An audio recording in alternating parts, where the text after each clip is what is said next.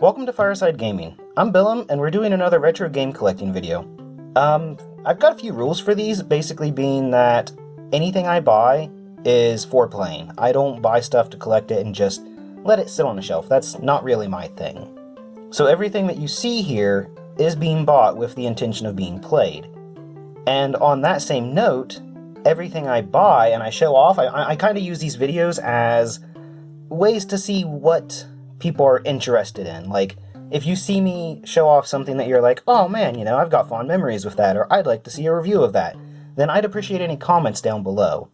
That really lets me know, like, what people are interested in, what I could do with the future of the channel, and things like that. Like, I already have a whole list of games that are in progress for review. If you watched the 2022 channel update video, you know that. But this kind of helps me plan out some more for the future, so I'd appreciate any kind of comments and stuff like that. And with those rules out of the way, or those, guidelines, I guess I should say, let's go ahead and look at our first game. We have Pokemon Pinball Ruby and Sapphire version. I am not familiar with these. This is one of the ones that the wife wanted to pick up. And it's not that I'm against playing it. I just don't know much about them. She's played them before, or at least the first one. And this is something that she wanted to grab, and it seems neat. I didn't really know they were a thing until she pointed them out to me. But that's the first one, and we're going to stick with the Pokemon theme, because the next one we have is Pokemon Ranger, yet again. This is another one that the wife was interested in. She's in a really big Pokemon kick right now. She's getting back into it. She spent years away, and now she's diving back into it and getting some of the games. Yet again, I have no experience with Pokemon Ranger. Not to say I haven't played Pokemon games. I've reviewed Pokemon Yellow on this channel, but a lot of these side games I don't know anything about, so if it's something that interests you, make sure to let me know. Now, this next one isn't retro in my mind, but it is something I wanted to show off because it seems neat. I've never played it, but it's called LBX Little Badger's Experience.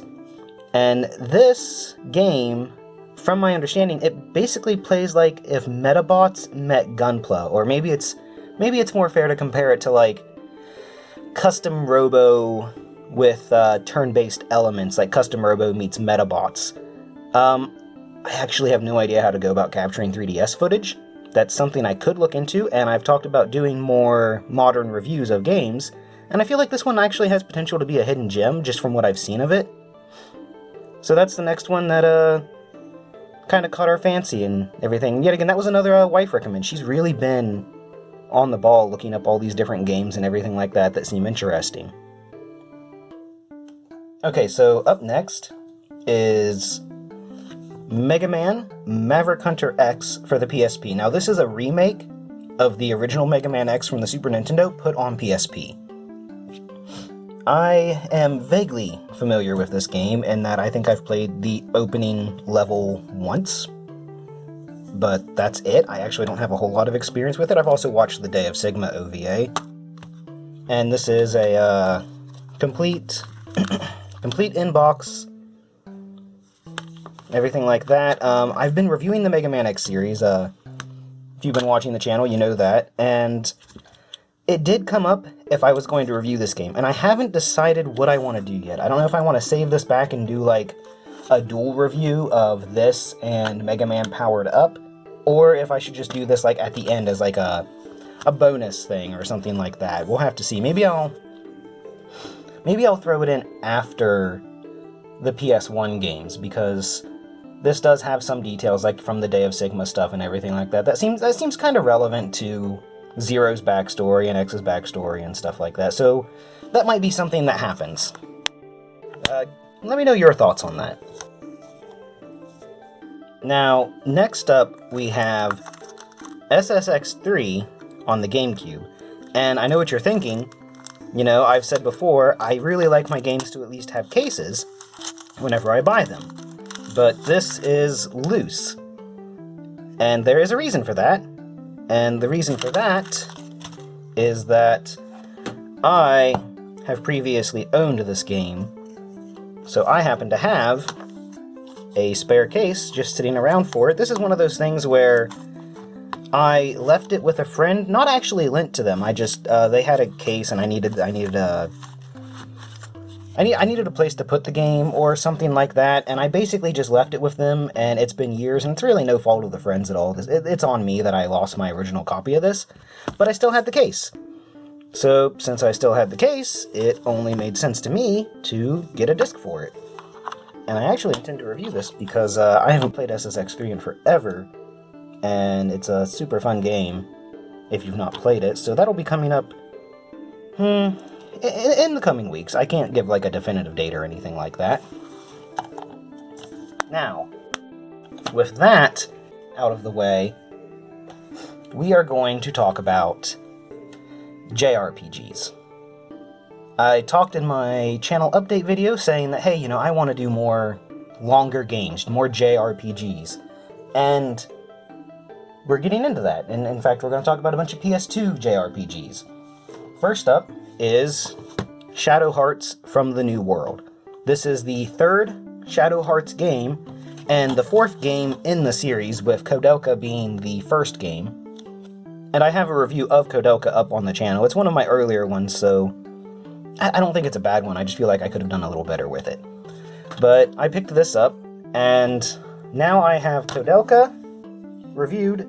I don't actually have Koudelka, I'll be honest about that. It's too expensive right now.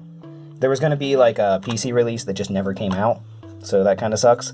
But I have Shadow Hearts, which I've started playing, and now I have Shadow Hearts from the New World, and this is a complete in-box one as well. The thing I'm missing still is Shadow Hearts Covenant. I don't have that one, so I will get it eventually. It's just, Shadow Hearts games have been rising in price like everything. Everything is rising in price, you know that, for retro games.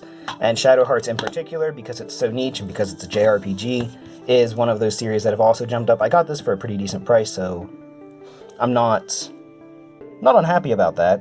I wish I had the second one still, and from my understanding, this one is usually cheaper than the other ones because this kind of is like disconnected from the other games in the series. But that's the first big JRPG we're talking about. And now we're going a bit different with Okage Shadow King. I know nothing really about this game. I know it's a turn-based RPG. I know I think it's actually a first-party game from Sony. They hired out another studio. I know, holy crap, that chick has weird eyes on her head. In fact, most of these characters seem like they might have weird eyes on their head. I don't know. But I've not played this. This was a recommendation from one of my wife's friends. And I was like, yeah, sure, why not? So we have it, yet again, complete in box. Even still has the old PlayStation Underground ad, if you remember those. Strategy guide ad on the back. But yeah, it is in good shape. Everything looks good. I figure I should really be showing you guys these discs. Now, here is the one thing about this game.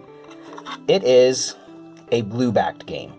And my PlayStation actually won't play these anymore. My PS2 doesn't play these, and it doesn't play PS1 games. I've tried adjusting the gears and everything like that in the back, and I just can't get it to read. So that kind of sucks, but I don't think it's a secret by now that I use emulation for a lot of my recording anyways. It's just easier. And so long as there's no, like, really, really bad game crashing bugs, I don't see the problem with it. I have the games most of the time. Like I said, there's been a couple of exceptions. One being Koudelka, because it's so expensive and so hard to find. And I also didn't have SNK vs. Capcom Card Fighters Clash, because that was a Neo Geo Pocket game. And it's, well, Neo Geo Pocket. Kinda hard to find. But if you guys haven't seen, it did just get re-released on the Switch recently, and I picked it up basically immediately, so I don't feel bad about that one. Okay, so to continue the JRPG trend, we have Wild Arms 3 for the PS2. I feel like my camera's sunk a little bit. Maybe I can get us a slightly better view of the game here.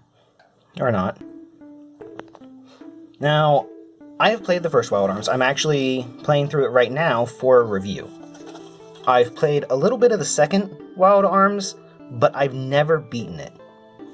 And I've never played Wild Arms 3. But I want to play more JRPGs again. I used to play them all the time when I was a kid, and then I just, due to time constraints and stuff like that, I can see why it's hard for people to stick around with the genre whenever each game takes like 40 to 60 hours if we're being generous. It's the same reason that, like, I know a lot of people don't do open world games just because they don't have time. And I understand that, but right now I'm fortunate enough to have the time to play these kind of games.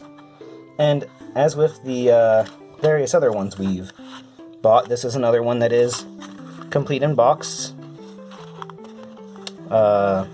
Feels like it might have had... Maybe not. Maybe that's just the thing. I felt like it might have had one of those, like, rip-out card insert things back here, but maybe not. I could be wrong. I don't know. I've never played this. I already know I like the Wild Arms series to a degree. I mean, I like the first one, and while I've never beat the second one, it's... I don't think I dislike it. I just don't think I wasn't in the right state of mind to play it.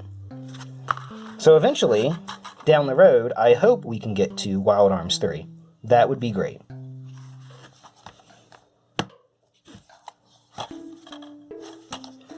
Alright. Okay, so these next two are going to be fun. And I'm going to go ahead and show them off at the same time because you'll understand why. We have Shin Megami Tensei Digital Devil Saga 1 and Shin Megami Tensei Digital Devil Saga 2. Is it Tensei or is it Tensei? It might be Tensei. I'm probably saying that wrong. Shin Megami Tensei. Yeah, that's probably right. I don't know. Either way, as I'm sure you see, these are sealed copies. Brand new, never been opened, still have the plastic on them, right? And as you guys know, I do not collect games just to let them sit on a shelf. That's silly. So we're going to make some collectors cringe right now, because I am just going to go ahead and open these two games up. Because how am I supposed to play them if they're not open? There we go.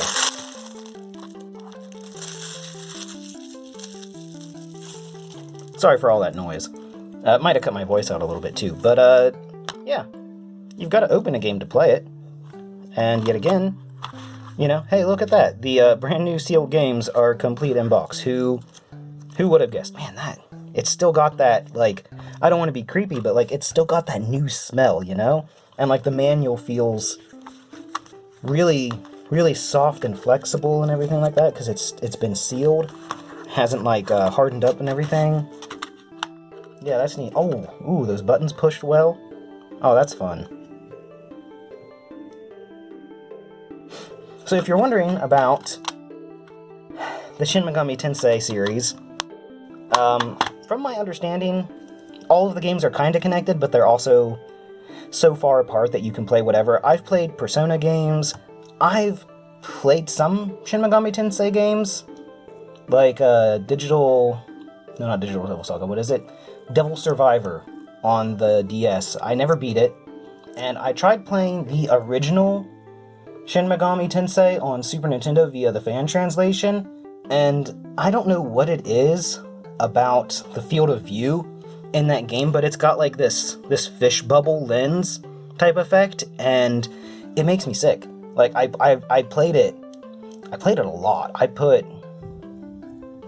don't know how much time I put into it, but I put a good long while into it. I got past the destruction of the world and stuff, and Thor and everything. Like I got pretty far into it, but every single time I played it, it was like giving me nausea and headaches, and I was like, I can't do this. I can't keep doing this.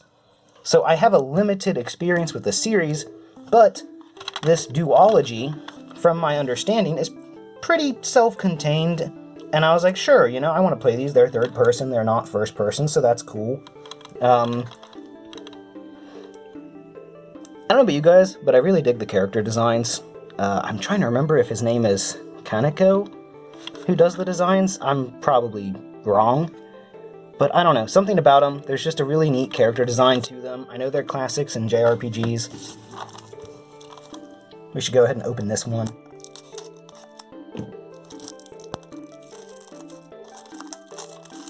Collectors everywhere cry out in pain as they see me opening sealed PS2 JRPGs. Oh, hey. That's neat. I like how that... I don't know, I like the contrast between the two booklets. I think that's pretty fun. If I could get the light to not be glaring directly on it. There we go. I don't know if that's kind of spoilery for, you know, what's going to happen in the second game or something, but that is what it is. But yeah, and yet again, you know, surprise, surprise, complete in box PS2 game that was sealed, you know, so hey, there's that. There's my dedication to the I buy games to play, not to just let sit on a shelf and collect dust. And I figured, no better way. They also had a copy of Nocturne, my local game stores where I picked these up. And they had a sealed copy of Nocturne that I didn't pick up. And the reason why is I'm kind of unsure if I want to play it, because I know the main line series is more connected, and since I really couldn't get through 1, and I know 2's first person as well, in fact, I think Nocturne's Nocturne and 5 from the mainline series are the only ones that aren't first-person dungeon crawlers like that. So I don't know, that's not really my genre. So I didn't pick it up because I was like, I don't know if I'll play this one. And at that point, I don't need to have it just sitting on my shelf. But that is our retro game collecting update for today. As you know, these are kind of irregular, so I don't know when the next one will be. Also, yet again, make sure to shout out in the comments below if you see any game that you want me to check out specifically. That way I can kind of bump it up on the list and weigh what people are interested in. And you also might have noticed this isn't like one of my every 2 weeks I put up a retrospective video. I wanted to try putting out more sporadic content in between those videos since I am doing less uploads. And these videos don't take much for me to do. I record them. I do some quick editing, I throw them up on YouTube. So that's what I have right now in terms of other types of content going up, and that might happen with some other things too. I might revive Demo Discourse in that same way, or maybe post some Let's Plays. Those are just kind of thoughts I've been throwing around. So let me know what you think about all that, and as always, take it easy.